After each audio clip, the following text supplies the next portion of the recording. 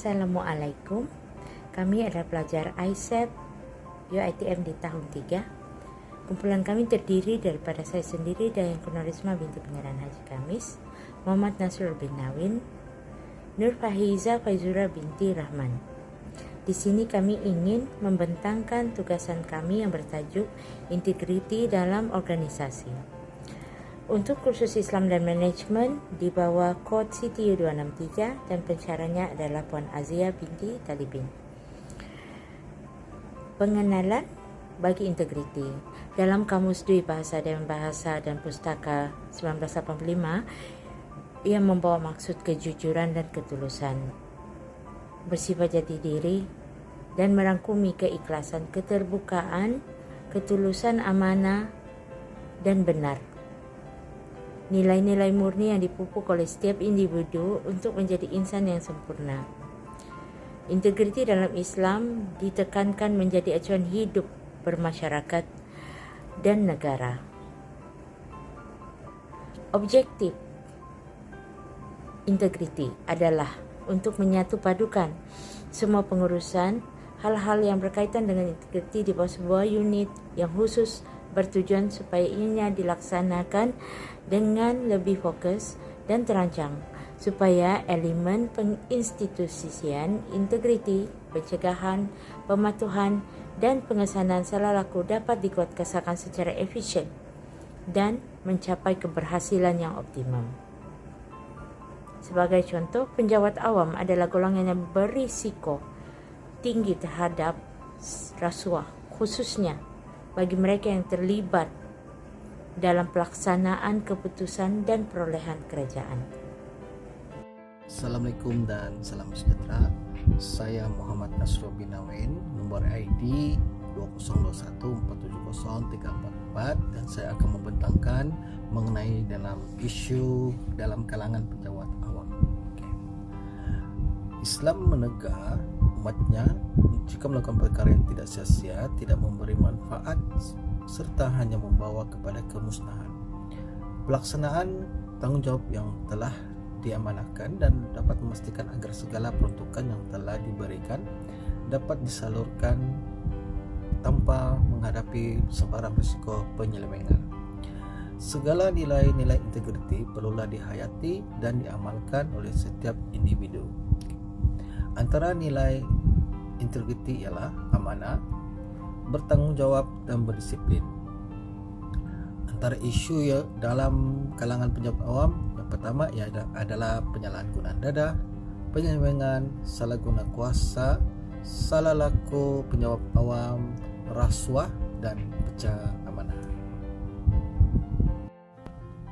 Mengapa penyalahan guna dadah ini terjadi? Yang pertama adalah perasaan ingin mencuba, ingin badan menjadi kuat apabila bekerja, dan yang paling selalu yang terjadi adalah pengaruh rakan sebaya.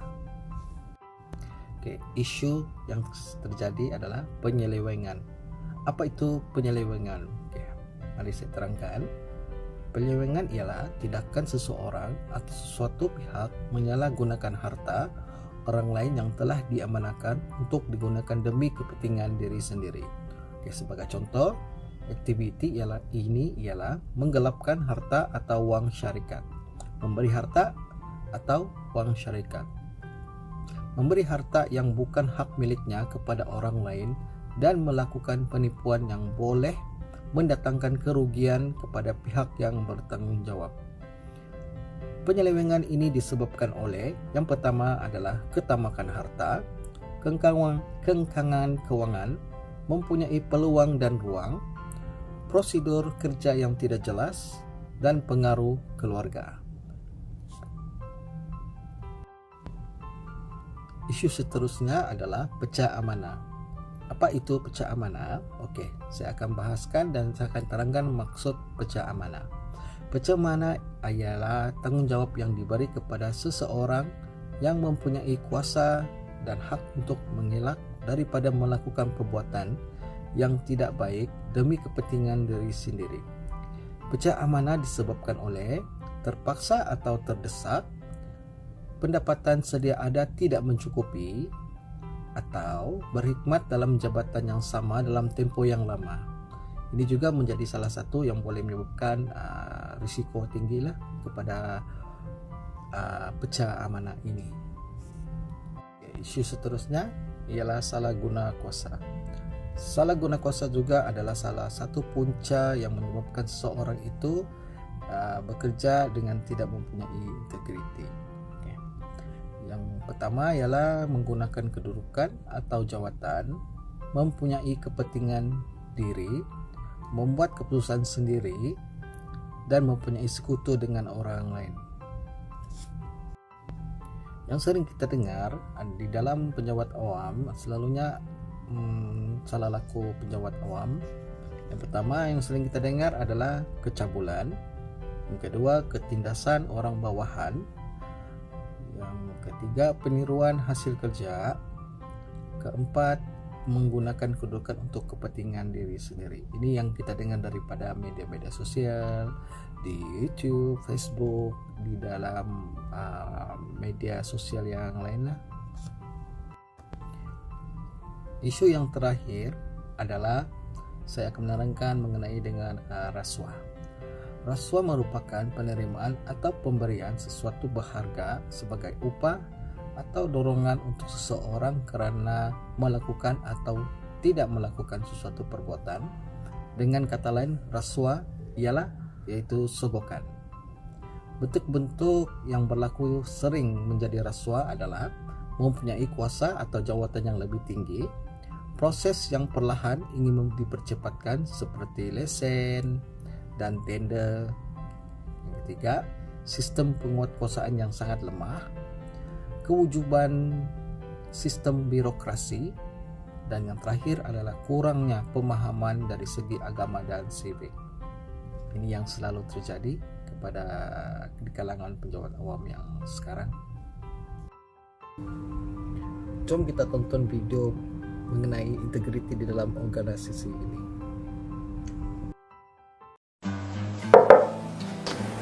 Oh, hai Saman. Masuk. Okey ke? Sihat ke? Sehat. So, you dari mana ni? Oh, saya dari Damansara. Kebetulan lalu sini, saya singgahlah nak bagi DO dengan invoice yang hari tu kita buat tu. Printing tu. Okey, yang hari tu punya buku kan? Ya, betul. So, nak sign kat mana ni? Dekat belakang, puan. Sini. Okey, Salman. So, you bagi pada I punya kelani kat luar. Okey, thank you, puan. Ya, sama. Puan, Ya. bincang sikit. Hari tu saya nampak ada advertisement kat sistem untuk hantar supply kertas, sebenarnya kertas A4. Ya, betul. Okey. Saya nak masuk tender, boleh ke puan? Oh, you pun boleh supply juga ya A4 paper? Semua boleh puan. Stationery, A4 paper semua boleh. Okey, macam ni. Betul, kita dah iklankan untuk supply A4 paper. Tapi iklan tu dah ditutup dan kita dah ada senarai syarikat yang disenarai pendek dah. So, tak apalah, maybe you boleh try lain kali. Okey. Puan tak boleh tolong ke syarikat kami? Okey. Okey Salman, tadi saya dah bagi tahu you memang kita dah tutup iklan tu dan dah ada senarai syarikat yang disenarai pendek. Okey, you boleh cuba lain kali. Okey? Mungkin tak cukup kot. Puan, semua boleh discuss, boleh bincang lah puan. Tolonglah saya, tolonglah syarikat saya.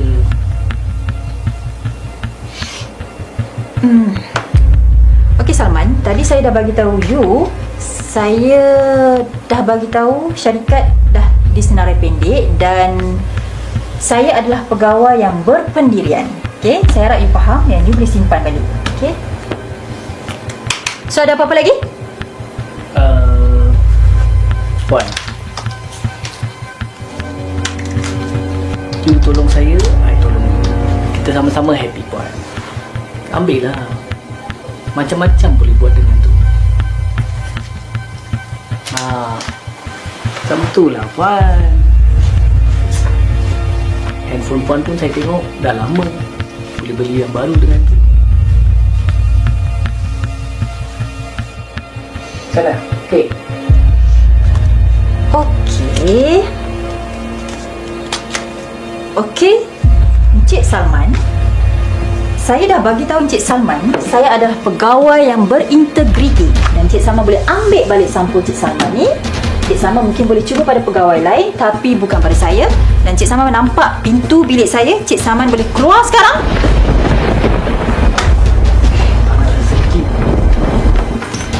Jalankan tugas dengan amanah, jangan amalkan rasuah.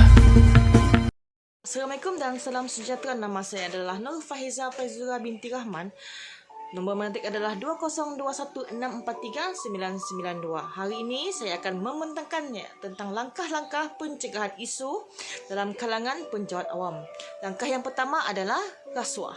Kerajaan telah melancarkan pelan anti rasuah kebangsaan untuk menangani isu-isu rasuah dalam kalangan penjawat awam. Peran dirancangkan adalah memberikan fokus kepada 4 bahagian yang dikenal pasti sebagai mempunyai kecenderungan kepada rasuah, iaitu penguatkuasaan undang-undang, perolehan awam, tadbir urus terbaik organisasi dan juga sistem perundangan. Selain itu juga adalah penyalahgunaan dadah. Agensi Anti Dadah Kebangsaan AADK menjalankan program tempat kerja bebas dadah yang dipanggil sebagai TEKAD pada tahun 2010, iaitu untuk menggalakkan proses rawatan pemulihan dalam kalangan pekerja yang terlibat dengan dadah. Antara langkah pencegahan diambil ialah untuk melaksanakan program tempat kerja bebas dadah dengan pengisian meliputi taklimat anti dadah serta saringan ujian air kencing. Selain itu juga adalah pecah amanah. Kerajaan bersungguh-sungguh meningkatkan tadbir urus tertinggi terutama dalam kalangan dan menetapkan nilai integriti tertinggi dalam setiap kalangan penjawat awam. Pihak kerajaan juga telah mengeluarkan banyak perkeliling perkhidmatan awam bagi memberikan garis panduan kepada setiap penjawat awam untuk membudayakan setiap sikap integriti dalam melaksanakan sesuatu tugas pada diri masing-masing. Selain itu juga salah guna kuasa. Orang awam mesti menolak semua bentuk dan unsur rasuah, memberikan sokongan dan bantuan kepada agensi penguatkuasaan yang berkaitan. Selain itu juga BPMP menjalankan pemeriksaan ke atas amalan sistem dan tata cara badan awam dan swasta untuk mengenal pasti kelemahan-kelemahan yang juga memboleh membuka ruang dan peluang salah guna kuasa. Selain itu juga adalah penyelewengan. Sistem audit dalaman dalam kementerian dan jabatan perlu diperkukuhkan supaya kawalan pengurusan dana awam yang lebih baik dapat dilaksanakan. Okey, penilaian yang ketat terhadap jabatan-jabatan yang mudah terjebak dalam penyelewengan ataupun sering berurusan dengan orang ramai harus dilaksanakan segera. Dan akhir sekali adalah salah laku. Kerajaan akan memberikan ganjaran kepada individu yang membantu memberikan maklumat keterisan ataupun salah laku kepada pejabat setiausaha kerajaan negeri melalui unit integriti. Unit ini bertanggungjawab untuk menguruskan dan juga melaksanakan inisiatif penginstitusian, integriti, pencegahan, pematuhan, pengesanan salah laku dan juga tindakan punitif dengan secara yang lebih fokus dan terancam. Kesimpulan daripada bab ini, kami mendapati bahawa daripada tuntutan syarak, kita perlu sentiasa menjauhkan diri daripada perkara-perkara yang dilarang oleh Allah Subhanahu Wa Taala. Antara perkara yang perlu diperhatikan ialah kita perlu sentiasa memasang niat dengan ikhlas untuk mendapatkan keredaan Allah Subhanahu Wa Taala, dan juga kita hendaklah sentiasa berazam dan mempunyai semangat yang kuat untuk bersungguh-sungguh dalam melaksanakan setiap pekerjaan yang telah kita lakukan. Di samping itu juga, kita perlulah mengelakkan diri daripada amalan keji seperti perbuatan menipu, mencuri, menyeleweng dan rasuah serta sebagainya. Justru itu juga kita hendaklah mengamalkan sifat penyabar serta bertawakal dan berdoa agar dijauhkan perkara yang tidak baik diingini. Akhir sekali, terima kasih kerana menonton pembentangan kami. Assalamualaikum.